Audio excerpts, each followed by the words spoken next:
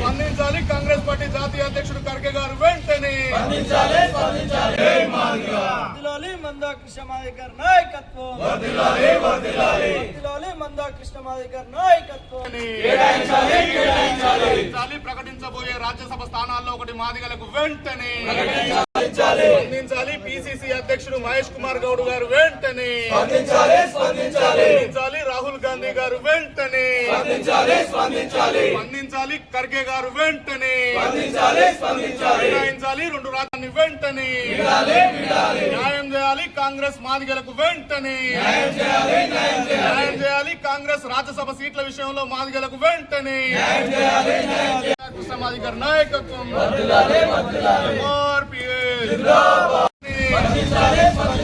స్పందించాలి మహేష్ కుమార్ గౌడ్ గారు వెంటనే స్పందించాలి కాంగ్రెస్ పార్టీ జాతీయ అధ్యక్షుడు ఖర్గే గారు వెంటనే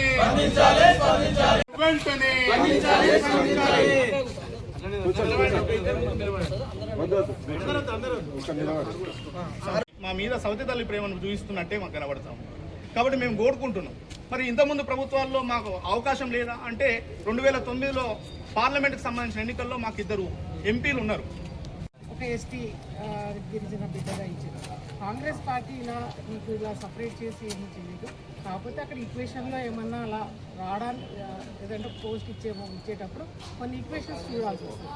అందులో ఏమన్నా మాదిగా అనేది రాలేదేమో చెప్పలేను. అధిష్టానం ఏం నిర్ణయం తీసుకుంటాం. మీ డిమాండ్ మాత్రం తప్పకుండా నేను వారి దృష్టికి తీసుకెళ్తాను. సీఎం గారికి వీలైతే క్రాంతి మనం ఫ్యాక్ట్స్ మరి ఇప్పుడు లేట్ అయింది, చాలా లేట్ అయింది. మీరు ముందే వచ్చింటే వాళ్ళు కానీ మరి ఢిల్లీకి అయితే సీఎం గారు ప్రకటిస్తారేమో అని ఎదురు చూస్తున్నాను. కార్యక్రమాన్ని జిల్లాలో కాంగ్రెస్ పార్టీ తప్పకుండా నేను ఎంత వీలైతే అంత ఫ్యాక్ట్స్ ఏదో నాతో ఎంత వీలైతే నా ప్రయత్నం జనగామ డీసీసీగా నేనైతే తప్పకుండా మీ డిమాండ్ అధిష్టానం దృష్టికి తీసుకెళ్లేసి మీకు న్యాయం జరిగే విధంగా నేను చూస్తాను.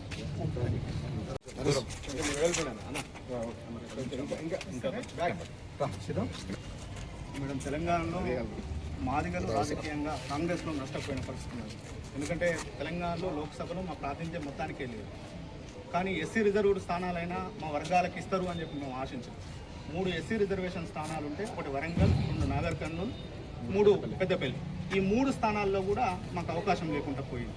అంటే అత్యధిక జనాభా కలిగిన కులం మాదిగలు. తెలంగాణలో 75% పైగా జనాభా ఉన్న ఏకైక కులం, సింగిల్ లార్జెస్ట్ కులం మాదిగలు.